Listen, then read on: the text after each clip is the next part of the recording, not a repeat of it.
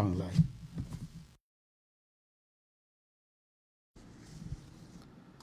আসসালামু আলাইকুম। বাংলাদেশ বেতার খুলনা, খবর পড়ছি আব্দুস সবুর। প্রাথমিক ও গণশিক্ষা মন্ত্রণালয়ের উপদেষ্টা অধ্যাপক ডাক্তার বিধান রঞ্জন রায় পোদ্দার বলেছেন, শিক্ষা বলতে বোঝায় অভিজ্ঞতার মাধ্যমে অর্জিত আচরণ। শিক্ষার উদ্দেশ্যই হচ্ছে মানুষের সুপ্ত প্রতিভাকে বিকশিত করা এবং সমাজে উপযুক্ত মানুষ হিসাবে গড়ে ওঠা নিশ্চিত করা। তিনি গতকাল খুলনা জেলা শিল্পকলা একাডেমি অডিটোরিয়ামে প্রাথমিক শিক্ষার গুণগত মান উন্নয়নে শিক্ষার সংশ্লিষ্ট অংশীজনের ভূমিকা শীর্ষক এক মতবিনিময় সভায় প্রধান অতিথির বক্তৃতায় একথা বলেন। উপদেষ্টা বলেন, শহর শিক্ষা কার্যক্রমের সাথে পাঠ্যক্রম উভয় মিলে শিশুর নৈতিক, বুদ্ধিবৃত্তিক ও যুক্তিভিত্তিক চিন্তার বিকাশ ঘটায়। প্রাথমিক শিক্ষা এক্ষেত্রে শিশুর ভাষাগত সাবলীলতা ও গণিতের সাধারণ দক্ষতা অর্জনে গুরুত্বপূর্ণ ভূমিকা পালন করে। তিনি আরও বলেন, সফল স্কুলের দৃষ্টান্ত থেকে ধারণা নিয়ে বাকি স্কুলগুলো নিজেদের উন্নত করতে পারে। শিখন সাইকোলজি অনুযায়ী ক্লাসে সবাই সমমানের না হয়ে মিশ্র মানের হলে একজন অন্যজন থেকে শিখতে পারে।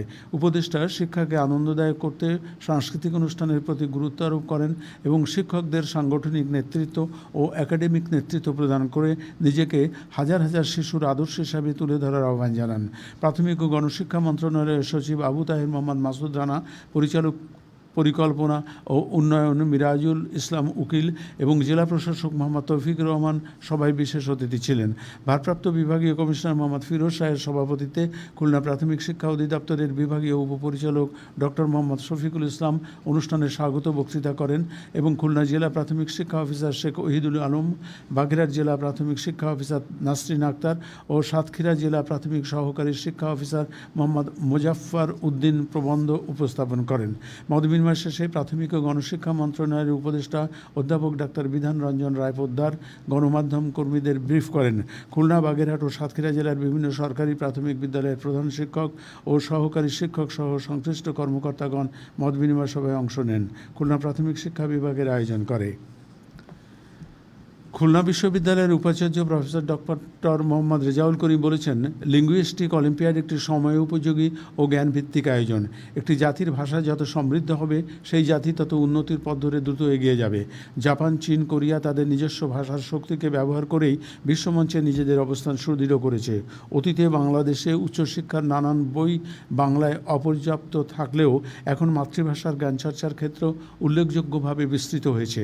তিনি গতকাল আন্তর্জাতিক মাতৃভাষা ইনস্টিটিউটের উদ্যোগে দেলদার আহমেদ সরকারি মাধ্যমিক বিদ্যালয়ে লিঙ্গুইস্টিক অলিম্পিয়াডের আঞ্চলিক পর্বের উদ্বোধনী অনুষ্ঠানে প্রধান অতিথির বক্তৃতায় একথা বলেন। উপাচার্য বলেন, মাতৃভাষার পাশাপাশি সময়ের প্রয়োজন হিসাবে আন্তর্জাতিক ভাষা শিক্ষা গুরুত্বপূর্ণ। খুলনা বিশ্ববিদ্যালয়ে অধ্যয়নরত অনেক আদিবাসী শিক্ষার্থী নিজস্ব মাতৃভাষা ধরে রেখে বাংলা ও ইংরেজি শিখে আজ উচ্চশিক্ষায় নিজেদের মেধার স্বাক্ষর রাখছে, যা ভাষা চর্চার জোরদার দৃষ্টান্ত। আন্তর্জাতিক মাতৃভাষা ইনস্টিটিউটের পরিচালক অধ্যাপক ডক্টর মোহাম্মদ আসাদুজ্জামানের সভাপতিত্বে খুলনা বিশ্ববিদ্যালয়ের ইংরেজি ডিসিপ্লিনের প্রফেসর মোহাম্মদ সামিউল হক অনুষ্ঠানে সম্মানিত অতিথি এবং জেলা শিক্ষা অফিসার SM সাইদুর রহমান এবং সংশ্লিষ্ট বিশ্ববিদ্যালয়ের প্রধান শিক্ষক রবীন্দ্রনাথ দে বিশেষ অতিথি ছিলেন। আন্তর্জাতিক মাতৃভাষা ইনস্টিটিউটের অতিরিক্ত পরিচালক প্রশাসন আবুল কালাম এতে স্বাগত বক্তব্য রাখেন। শিক্ষার্থী, অভিভাবক ও ইনস্টিটিউটের প্রতিনিধি সহ অংশগ্রহণকারী শিক্ষা প্রতিষ্ঠানের শিক্ষকরা এ সময় উপস্থিত ছিলেন। খুলনা অঞ্চলের মোট 293 জন শিক্ষার্থী এ প্রতিযোগিতায় অংশ নেয়।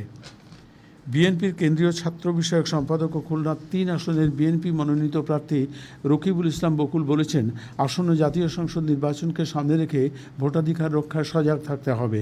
যারা নির্বাচনী প্রক্রিয়া বাধাগ্রস্ত করে ভোট বানচালের চেষ্টা করে তারা জনগণের শত্রু। জনগণের অধিকার হরণের বিরুদ্ধে ঐক্যবদ্ধ প্রতিরোধ গড়ে তুলতে হবে।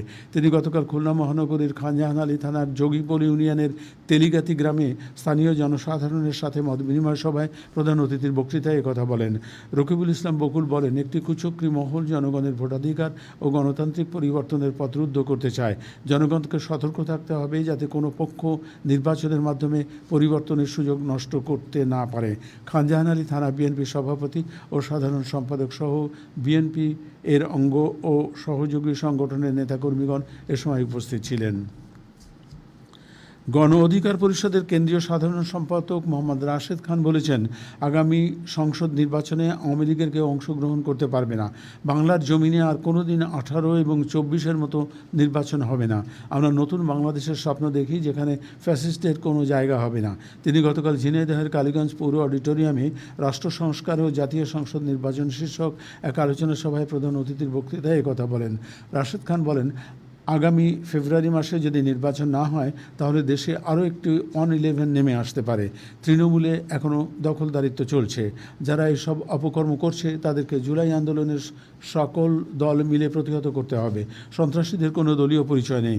গণ অধিকার পরিষদ কালীগঞ্জ উপজেলা শাখার আয়োজনে অনুষ্ঠিত আলোচনা সভায় গণ অধিকার পরিষদ ঝিনাইদহ জেলা কমিটির সাধারণ সম্পাদক, কালীগঞ্জ উপজেলা কমিটির সভাপতি সহ যুব ও ছাত্র পরিষদের জেলা শাখার সিনিয়র নেতৃবৃন্দ এ সময় উপস্থিত ছিলেন।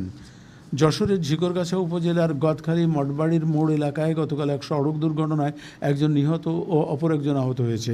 একটি মোটরসাইকেল নিয়ন্ত্রণ হারিয়ে একটি ট্রাকের পেছনে ধাক্কা লাগলে এ দুর্ঘটনা ঘটে। এ ব্যাপারে সংশ্লিষ্ট থানায় একটি মামলা দায়ের করা হয়েছে। খেলার খবর ফুটবল। খুলনা মহানগরীর রায়েরমহল সরকারি প্রাথমিক বিদ্যালয় মাঠে শেখ মনিরুল ইসলাম স্মৃতি মিনিবার প্রাইজ মানি ফুটবল টুর্নামেন্টের ফাইনাল খেলায় গতকাল রায়েরমহল লিজেন্ড 1-0 গোলে কমল স্মৃতিকে পরাজিত করে চ্যাম্পিয়ন হয়েছে। জাতীয় ক্রীড়াবিদ ও খুলনা বিভাগীয় ক্রীড়া সংস্থার সদস্য শেখ জাকিরুল ইসলাম প্রধান অতিথি হিসেবে বিজয়ীদের মধ্যে পুরস্কার বিতরণ করেন। এদিকে খুলনা মহানগরীর খালিশপুরের কাশীপুর মাঠে শহীদ জিয়া স্মৃতি 16 দলীয় ফুটবল টুর্নামেন্টের গতকালের উদ্বোধনী খেলায় রূপসা সান স্পোর্টিং ক্লাব 1-0 গোলে মোহামেডান ক্লাবকে পরাজিত করেছে। এর আগে বিএনপির ছাত্র বিষয়ক সম্পাদক রকিবুল ইসলাম বকুল প্রধান অতিথি হিসেবে এই টুর্নামেন্টের উদ্বোধন করেন। সবশেষে আবহাওয়া। আজ বেলা 1টা পর্যন্ত আবহাওয়ার পূর্বাভাসে বলা হয়েছে, অভ্যন্তরীণ নদী বন্দরগুলির জন্য কোনো সতর্কবাণী নেই এবং কোনো সংকেত দেখাতে হবে না। খবর শেষ হলেও আমাদের পরবর্তী খবর প্রচারিত হবে সকাল 9টা 40 মিনিটে বাংলায়।